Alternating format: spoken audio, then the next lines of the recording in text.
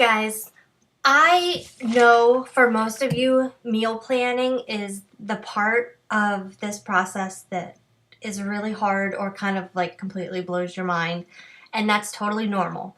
Until you get used to it, meal planning can be very overwhelming and it can seem like the hardest task in the world. So, I'm going to share with you the tips that I use to kind of make it a little simpler and how I plan my week out because I do try and plan a whole week up until probably Saturday, Sunday, because the weekends are usually pretty hit or miss for us. So I always have food to make, but I don't necessarily make it because plans change at the last minute all the time. So I'm a big shopper at Aldi's. I don't know if you have one where you're from, but I have started going there more and I'm amazed at how much money I save. And when I go there versus Walmart, I'm not tempted to grab a ton of other stuff because they don't have it in the store. So every Tuesday, our Aldi's flyer comes and the sale goes Wednesday to Tuesday. So I'll take the flyer. This is for this upcoming week. And they always have meat on sale. So I see what the meat is on sale, and then that's what I plan my week over. Because I want to get whatever I can get the cheapest. It's usually chicken, so sometimes I will have to switch it up to like steak or something just because Jason gets really tired of chicken. And then they always have produce. So they have really good meat sales, really good produce sales. So I'll pick a meat or two depending on how much they have. And then I'll pick a couple fruits that I know I like. Like this week they have grapes on sale and I love grapes. So I'll get some grapes. But I try to not buy a ton of fruit because I don't eat it and it'll go bad. So I usually get two fruits, bananas and something else, because bananas are real easy to grab for Jason to take to work or, to throw in your purse and go. So I usually get bananas and something else. And then I always stock up on lots of veggies. Especially now that summer's here, I'm going to start going to our local farmer's market to try and get all of my produce because it's fresher, it's cheaper, and then I can support a local business. So I figure out what's on sale, and then I take the meal plan. I'm actually following the Extreme right now.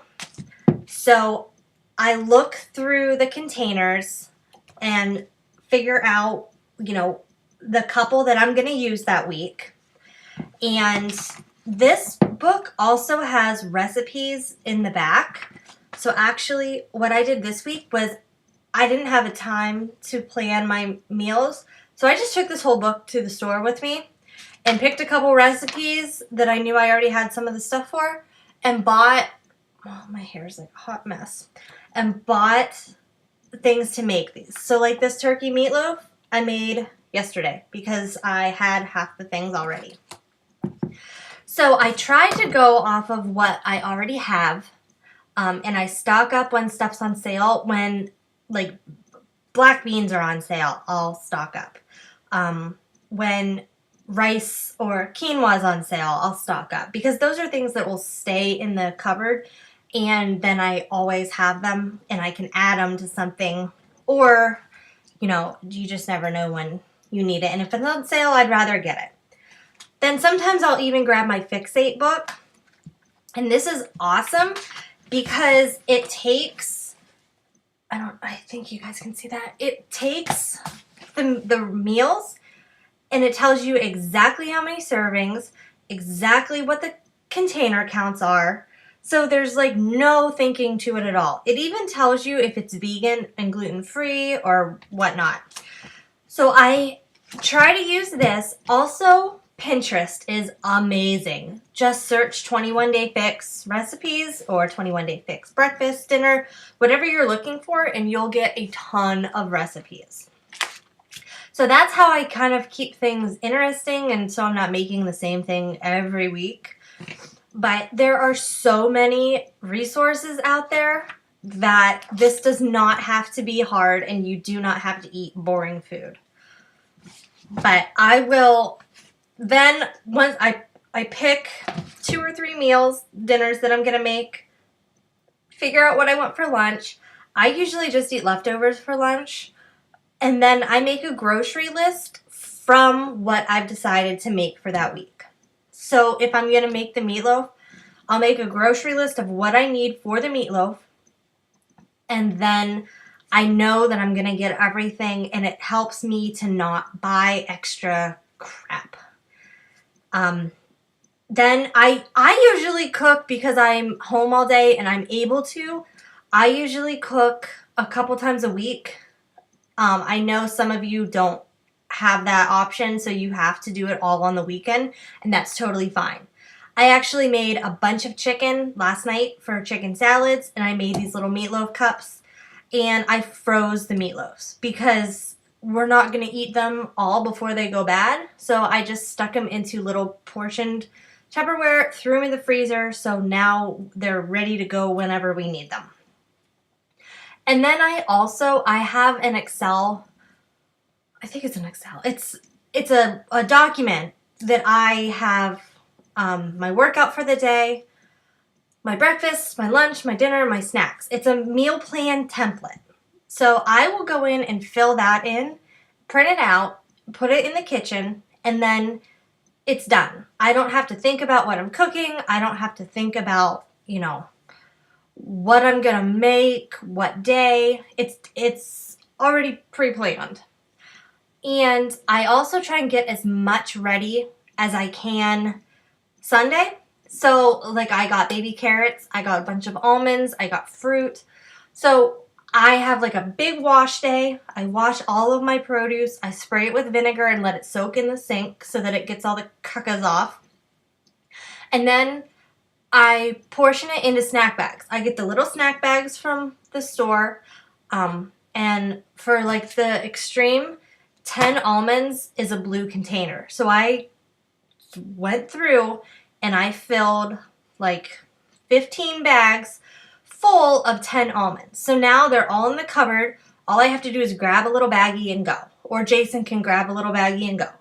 Because otherwise, for me, it turns into I grab a giant handful out of the big bag, and then I grab another giant handful.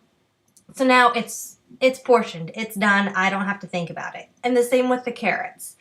10 carrots is a green container for the fix. So I took my little baggies, I counted 10 baby carrots, put them all into bags, and now they're all in the crisper, pre-bagged, ready to go. I just have to grab them, and I don't have to think about it. I don't have to sit there and count. I don't have to measure portions. So I try to do that as often as possible with anything that I can. I went to the store and bought little Tupperwares that I have some real little ones, and then I have some that are like about the size of the red container and about the size of the yellow container, so that I can just pre-portion my produce, I can pre-portion my meat, I can pre-portion my carbs, and everything's ready to go.